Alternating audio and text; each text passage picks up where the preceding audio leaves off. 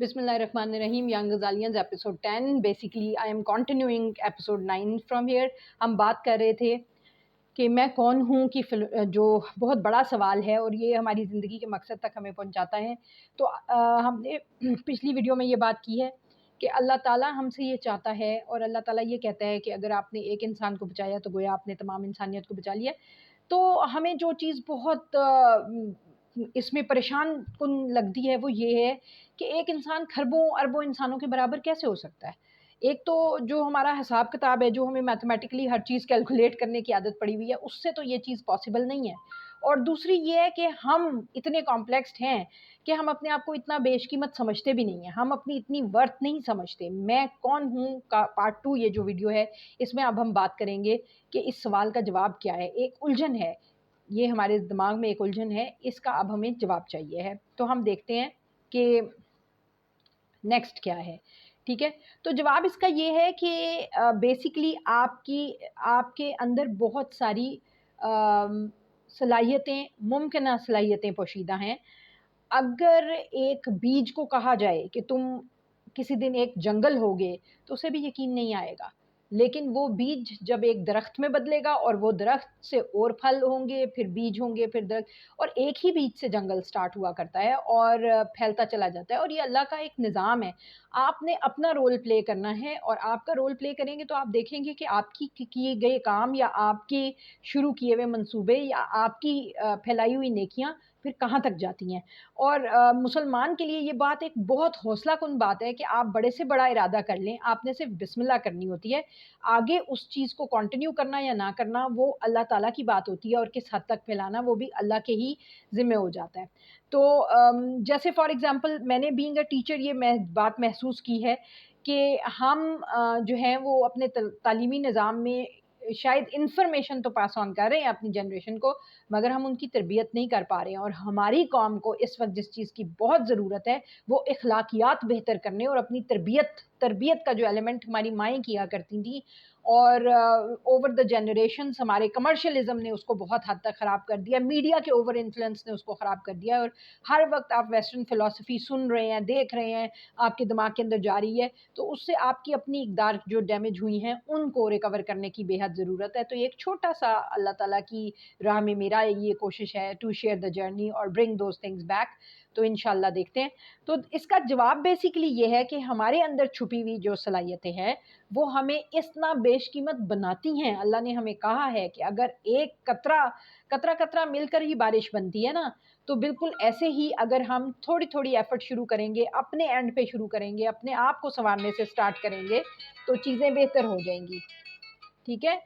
तो अब just a moment.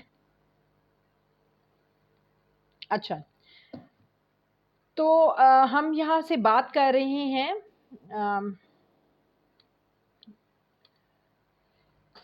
तो अब हम अपनी मुमकिना सलाहियतों की बात कर रहे थे। तो सिर्फ़ ये जो हम अगर किसी बंदे को ये शख़्स को ये बात समझ में आ जाती है कि उसके अंदर पोटेंशियल्स हैं और पोटेंशियल्स को मटीरियलाइज़ करना, ना करना, ये उसके इख्तियार में है। शुरू तो करें, सोचें तो सही कि हमने सिर्फ़ देखें, मैं आपसे एक सवाल करती हूँ। अगर मैं आपसे पूछूँगी कि आपका लाइफ़ का क्या गोल है? तो आप में से अक्सर लोग मुझे ये जवाब देंगे कि जी हम फ़लानी-फ़लानी डिग्री करेंगे, फ़लानी जॉब करेंगे, अच्छा घर बनाएँगे, अच्छी गाड़ी बनाएँगे, जायदादें इकट्ठी करेंगे, फ़लाना करेंगे, ठीक है? और उसके बाद बच्चों को अच्छी तालीम दिलाना, फ्यूचर में उनके लिए कुछ बना जाना, ये इस तरह की बातें आप सारे करेंगे, ठीक है? हकीकत ये है कि अगर आप किसी नॉन मुस्लिम से भी ये सवाल कर लें, तो उसके भी यही जवाब होंगे, ठीक है? तो सोचने की बात ये है कि एक मुसलमान और एक नॉन मुस्लिम की लाइफ़ की आइडियोलॉजी डिटो कैसे हो गई? ये एक बहुत बड़ा सवाल है कि एक मुसलमान और एक नॉन मुस्लिम की थिंकिंग आइडियोलॉजी डिटो कैसे हो गई? कहीं न कहीं तो कुछ गलत हो गया है, ठीक है? तो अब उस चीज़ को देखना है। अल्लाह ताला ने ना आपको रीचिंग बियॉन्ड स्टार्स की बात की है। आपने अपनी जो कोशिश करनी है, आपको गैर मामूली सलाहियतें दी हुई हैं, पहले तो उनको पहचानो, अपने आप को पहचानो, ٹھیک ہے. جب آپ کسی مشکل سچویشن سے گزر رہے ہوتے ہیں تو اپنے آپ کو سمجھائیں اور اپنے آپ سے بات کریں اور پوچھیں کہ کیا میں اس کو فیس کرنے کی ہمت نہیں رکھتا. ہم لوگ جب رونا شروع کر دیتے ہیں اور ہم کربنگ کی طرف آ جاتے ہیں تو ہم پرابلم فائنڈرز یا سولوشن فائنڈرز نہیں رہتے. ایکچولی سولوشن فائنڈرز بننے کے لیے ہمیں پازیٹیو سوچنا ہوتا ہے اور اپنی صلاحیتوں پہ اور اللہ تعالیٰ کی دین پہ توکل کرنا آنا چاہیے. ٹھیک ہے.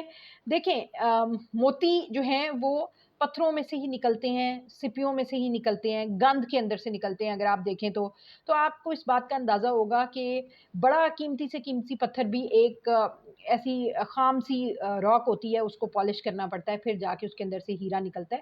تو آپ کے اندر بھی وہ چیزیں چھپی ہوئی ہیں. جب تک آپ خود اپنی پالشنگ نہیں کریں گے، جب تک آپ خود اپنے اوپر محنت نہیں کریں گے، تب تک اس چیز کو حاصل کرنا بہت مشکل ہو جائے گا. ٹھیک ہے. سو میں یہ کہتی ہوں کہ آپ یہ دیکھیں کہ حضور صلی اللہ علیہ وسلم کا اس جگہ پہ پیدا ہونا اور اس چھوٹے سے علاقے میں عرب بدوؤں کے ساتھ اس اللہ تعالیٰ کے پیغام کو پھیلانا شروع کرنا، اس زمانہ جاہلیت میں ایک ایفرٹ کو بگن کرنا اور اس کے بعد اس چیز کا پھیلتے چلے جانا. حضور صلی اللہ علیہ وسلم کی ڈیتھ کے بعد بیسیکلی آپ دیکھیں نا، اسلام کا جو دنیا میں پھیلاؤ زیادہ ہوا ہے وہ حضور صلی اللہ علیہ وسلم تو فوت ہو گئے ہوئے تھے. تو اس کا یہ مطلب نہیں ہے کہ یہ ان کی ایفرٹ نہیں تھی یا ان کا کنٹینیوٹی نہیں تھی ان کے پیغام کی، تھی تو انہی کی محنت. اور اللہ تعالیٰ نے سال ہزاروں سال حکومت کی مسلمانوں نے نون دنیا کے اوپر. تو وہ جو چیز پھیلی اور اس چیز نے اپنا اثر لیا، اس چیز نے اپنی روٹس بنائی، تو وہ ایک چھوٹی سی نیت اور ایک چھوٹے سی بسم اللہ کا ہی نتیجہ ہے. اور ہم کہتے ہیں نا where there is a will there is a way. that is true. اگر آپ یہ سوچ لیں گے کہ میں نے اقبال کا شاہین بننا ہے اور میں نے کرگسوں کے درمیان زندگی نہیں گزار، ہمیں اصل میں نا کرگس یا گدھ بنا دیا گیا ہے، ہمیں گدھوں کی طرح پالا گیا ہے، گدھوں والی فلسفی ہے ہماری، مردار کھانے کے ہم عادی ہو گئے ہیں، لیکن ہم اندر سے ہیں شاہین.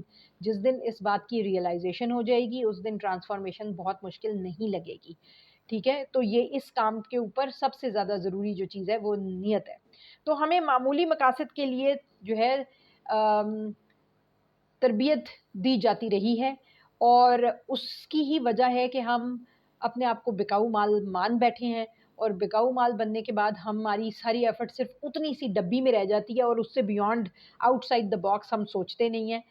ہیومنز جو ہیں they are not sellable commodities اور اس بات کی ہی ریئلائزیشن ہے جو سب سے پہلے اپنے آپ کو آپ نے بتانا ہے کہ میں بکاؤ مال نہیں ہوں، میرے اندر وہ صلاحیتیں ہیں، میں تبدیلی لا سکتا ہوں. جب آپ کے ارد گرد میں آپ کو سمپل نا یہ چیز کہتی ہوں کہ جب آپ کو کوئی کہتا ہے نا یہاں کے یہ رولز ہیں، ٹھیک ہے، یا کوئی کہتا ہے کہ یہاں تو ایسا ہی ہوتا ہے، اس وقت رک جائیں، 1 منٹ کے لیے سوچیں اور یہ دیکھیں کہ کیا آپ کو اللہ تعالیٰ کی ذات یہی سب کچھ کرنے کے لیے کہتی ہے. جب آپ رولز فالو کرتے ہیں، میں بہت سارے ایسے لوگوں کو جانتی ہوں اور ایٹ ٹائمز مجھ سے بھی ہو جاتا ہے، اور وہ یہ ہے کہ جب ہمیں کوئی سیٹ آف رولز دیے جاتے ہیں دنیا میں انسانوں کے بنائے ہوئے، میں یہ نہیں کہتی آپ رولز توڑ دیں اور آپ بغاوت کرنا شروع کر دیں، نو، لیکن rules are made to comfort humans.